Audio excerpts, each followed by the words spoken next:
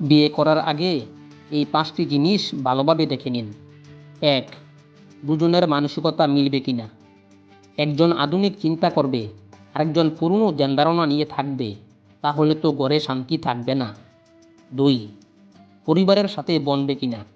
শুধু ছেলে মেয়ে মিললেই হবে না, দুই পরিবারের মধ্যে বনিবনা না হলে পরে সমস্যা বাড়বে। ৩. ভবিষ্যৎ পরিকল্পনা একই কিনা।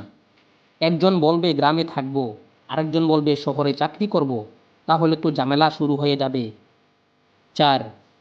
দুজনেই কাজ করতে পারবে কিনা। শুধু একজনের উপর সব দায়িত্ব চাপিয়ে দিলে পরে সমস্যা হবে, দুজনে মিলে সংসার চালানোই ভালো। ৫. একে অপরকে সম্মান করবে কিনা।